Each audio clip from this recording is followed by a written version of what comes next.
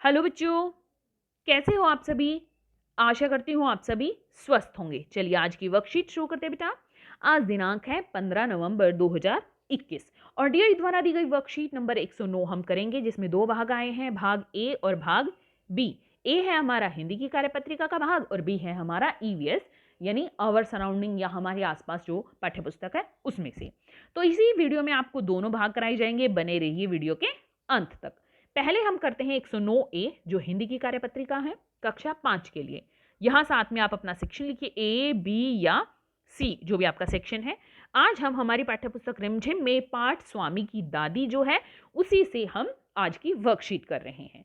यहां आपको अपना नाम और यहां पर अपने शिक्षक या शिक्षिका का नाम लिखना है। प्यारे बच्चों, आपने पाठ स्वामी की दादी को ध्यान से पढ़ा। आइए कुछ नया, रोचक और मजेदार सीखते हैं। प्रश्न 1, नीचे दिए गए गद्यांश को ध्यान से पढ़िए और प्रश्नों के उत्तर दीजिए। तो देखिए यहां पर इस गद्यांश को हम पहले पढ़ते हैं। स्वामी की दादी पाठ में दादी पोते के रिश्ते की मिठास को दर्शाती हुई एक प्यारी सी कहानी है। स्वामीनाथन की दादी अंधेरे गलियारों की बंद सी कोठरी में रहती थी। 5 दरिया, 3 चादरें, 5 तकियों वाला भारी भरकम बिस्तर, एक पटसन के रेशे का बक्सा और एक लकड़ी का छोटा सा बक्सा उनके सामान में शामिल था। एक रात भोजन करने के बाद स्वामी अपनी दादी की गोद में लेटा हुआ बहुत प्रसन्न महसूस कर रहा था। उसने दादी को राजम और मणि के बीच पहले दुश्मनी और फिर दोस्ती की कहानी सुनाई। वह अपनी दोस्त राजम से बहुत प्रभावित था। तो देखिए अब हम यहां पर क्या करते हैं, आगे प्रश्न पढ़ते हैं।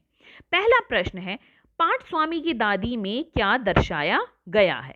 तो देखिए पहले प्रश्न का उत्तर पाठ स्वामी की दादी, यहां से लेते हैं। पाठ स्वामी की दादी पाठ में दादी पोते के रिश्ते की मिठास को दर्शाया गया है।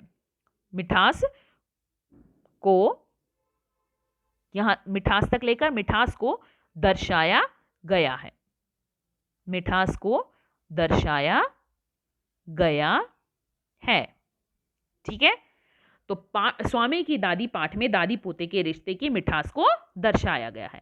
अगला प्रश्न है, स्वामीनाथन की दादी कहां रहती थी। तो यहां से देखिए स्वामीनाथन की दादी, यहां से स्वामीनाथन की दादी अंधेरे गलियारे की बंद सी कोठरी में रहती थी। यह हमारा दूसरा उत्तर हो जाएगा। स्वामीनाथन की दादी अंधेरे गलियारे की बंद सी कोठरी में रहती थी। तीसरा प्रश्न, स्वामीनाथन की दादी के सामान में क्या क्या शामिल था। तो देखिए यहां पर है क्या क्या था, 5 दरिया, 3 चादरें, 5 तकियों वाला भारी भरकम बिस्तर, एक पटसन के रेशे का बक्सा और एक लकड़ी का छोटा सा बक्सा उनके सामान में शामिल था। तो ये हमारा तीसरा उत्तर है यहां से। अगला प्रश्न है, उस रात को भोजन करने के बाद स्वामी ने दादी के साथ क्या किया। तो उस रात को क्या किया, उसने दादी की गोद में लेटकर वो मणि और राजम के बीच पहले दोस्ती और फिर पहले दुश्मनी, देखिए यहां पर, और फिर दोस्ती की कहानी सुनाई। तो यहां से हम प्रश्न से भी ले सकते हैं कि उस रात को भोजन करने के बाद स्वामी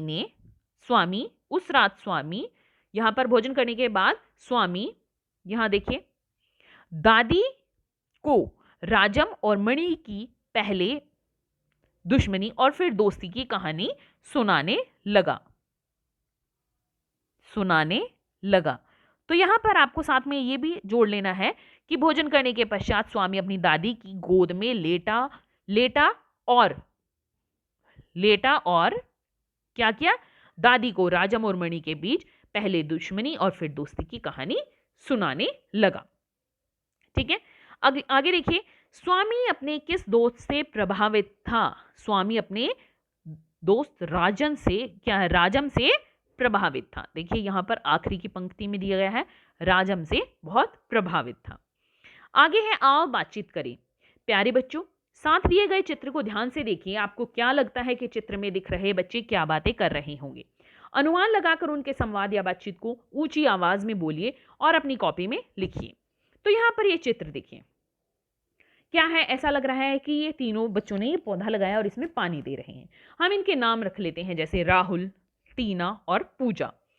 तो टीना कहती है कि चलो राहुल और पूजा इसमें थोड़ा थोड़ा पानी डालो, इस पौधे में हमने ये पौधा लगा दिया है, चलो इसमें थोड़ा सा पानी डालो। तो पूजा कहती है पहले मैं थोड़ा सा पानी डालती हूँ और फिर क्या करेगा, राहुल थोड़ा सा इसमें पानी डाल देगा। आप कोई और संवाद या बातचीत भी इनके बना सकते हैं। अभिभावकों के लिए सुझाव है, बच्चों को अपने दादा दादी के साथ समय बिताने और उनसे कहानियां सुनने के लिए प्रेरित कीजिए। बच्चों, आपको आज की कार्यपत्रिका कैसे लगी? मजेदार लगी ना? बताइए अब आपने क्या नया सीखा। आज का कोविड का मैसेज है, अपने हाथों को साबुन और पानी से नियमित रूप से धोएं, तभी हम कोरोना से सुरक्षित रह सकते हैं। बेटा, हिंदी की वर्कशीट यहीं पर खत्म होती है। अब देखते हैं ईवीएस की वर्कशीट। ये देखिए, ये है हमारी EVS worksheet 109B 109B EVS worksheet class 5 के लिए। यहाँ आपको अपना नेम और यहाँ अपनी टीचर का नेम फिल करना है। प्यारे बच्चों, कोरोना महामारी के कारण जब हम स्कूल नहीं जा पा रहे थे, तब हमारा परिवार ही हमारी दुनिया बन गया था। हम अपना ज्यादातर समय अपने परिवार के साथ ही व्यतीत करते थे। आइए आज हम अपने परिवार के बारे में चर्चा करते हैं। प्रश्न 1, परिवार में सभी सदस्य बड़े ही प्रेम भाव से एक साथ रहते हैं और एक दूसरे का ध्यान भी रखते हैं। प्यारे बच्चों, नीचे दिए गए परिवार रूपी वृक्ष यानी फैमिली ट्री को देखिए और दिए गए प्रश्नों के उत्तर अपनी कॉपी में लिखिए। देखिए, यहां पर मैं आपको नंबर से इनके उत्तर बता दूंगी। जैसे पहले हम इस फैमिली ट्री को समझते हैं। ये है रमेश और ये सुषमा। इन दोनों का एक लड़का है, ये रोहन। रोहन की पत्नी है ममता। इन दोनों के बच्चे हैं सुमित और अंजलि। अब देखिए पहला प्रश्न है, अंजलि के पिता कौन है? ये है अंजलि। अंजलि के पिता कौन है? रोहन। तो पहले का उत्तर है रोहन। दूसरा प्रश्न है, सुमित की दादी कौन है? यह है सुमित। और सुमित की दादी कौन है? इनके पिताजी की मां, तो सुषमा। कौन है? सुषमा। अगला प्रश्न है, रोहन की पत्नी कौन है? यह है रोहन। रोहन की पत्नी कौन है? ममता। कौन है रोहन की पत्नी? ममता। अगला प्रश्न है, अंजलि का भाई कौन है? यह है अंजलि। अंजलि का भाई कौन है? सुमित। कौन है? सुमित। अगला प्रश्न है, रमेश और अंजलि में क्या संबंध है? अब देखो, यह है रमेश और यह है अंजलि, तो दोनों में क्या संबंध है? दादा और पोती का। तो इसका उत्तर मैं यहां पर लिख देती हूं, दादा पोती। ठीक है, दादा पोती इसका उत्तर है बेटा, ये ध्यान रखना। आगे है छठा प्रश्न, रमेश का पोता कौन है? यह है रमेश और रमेश का पोता कौन है? सुमित। तो ये हमारा छठे का भी उत्तर यही है, 6th क्वेश्चन का, और 4th का भी यही आंसर है। ठीक है, जो हमारा 4th क्वेश्चन है, चौथा प्रश्न है, उसका भी यही उत्तर है, और 6th जो क्वेश्चन है हमारा छठा क्वेश्चन है, उसका भी यही उत्तर है। आगे है, ममता का पुत्र कौन है? तो अब यह है ममता। ममता का पुत्र कौन है? वो भी सुमित है। तो 7वीं का उत्तर भी हमारा यही है। 8वां है, अंजलि के दादा कौन है? ये है अंजलि और ये इसके दादा यानी इसके पिता के पिता। तो कौन है ये? रमेश। तो 8वें का उत्तर है रमेश। 9वां है, रोहन के पिताजी कौन है? अब ये है रोहन, रोहन के पिताजी है रमेश, तो 9वें का उत्तर यही है। ठीक है, तो इन दोनों का उत्तर है रमेश।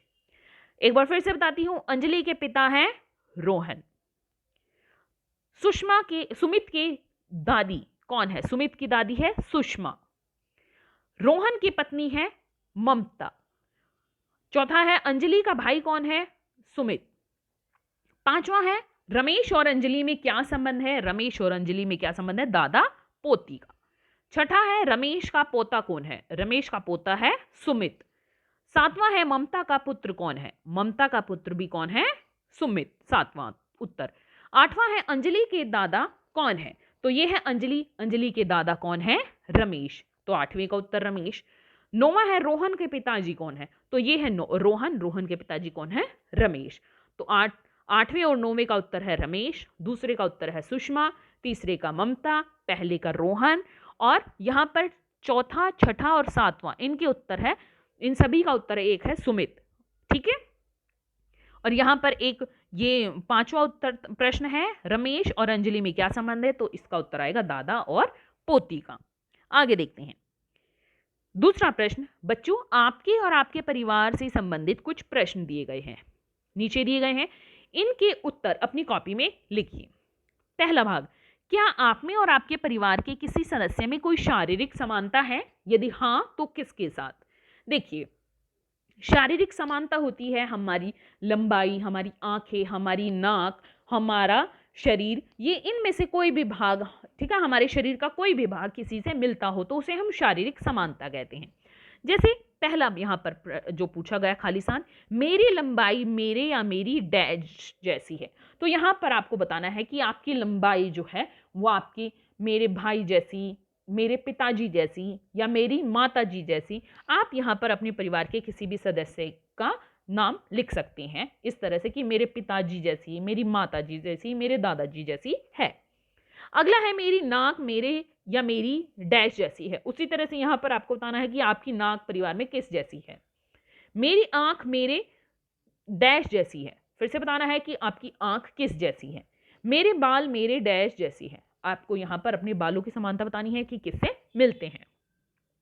दूसरा है, रविवार के दिन आप अपने परिवार के साथ किस प्रकार समय व्यतीत करते हैं। यहाँ पर इसका उत्तर आपको स्वयं देना है कि आप अपने परिवार के साथ रविवार का दिन कैसे व्यतीत करते हैं। कहीं बाहर जाते हैं घूमने पार्क वगैरह में, या फिर क्या करते हैं घर पे कुछ खाने का स्पेशल बनाते हैं या कोई खेल खेलते हैं। तो आपको यहाँ पर बताना है कि आप अपने परिवार के साथ रविवार का दिन कैसे व्यतीत करते हैं। आपका गृह कार्य करने में आपकी सहायता कौन करता है और कैसे। तो यहाँ पर आपको बताना है कि आपका जो होमवर्क है, गृह कार्य है, उसको कराने में आपकी मदद कौन करता है। आपके घर से आपकी मम्मी पापा या भाई बहन कौन करता है और वो कैसे कराते हैं आपको, आपके पास बिठाकर या आपको अपना काम करते हुए आपको बीच बीच में बताते हैं, तो वो आपको बताना है। आप अपने परिवार के सदस्यों की मदद किस प्रकार करते हैं। तो आप अपने घर में जो बाकी सदस्य हैं उनकी मदद किस प्रकार करते हैं।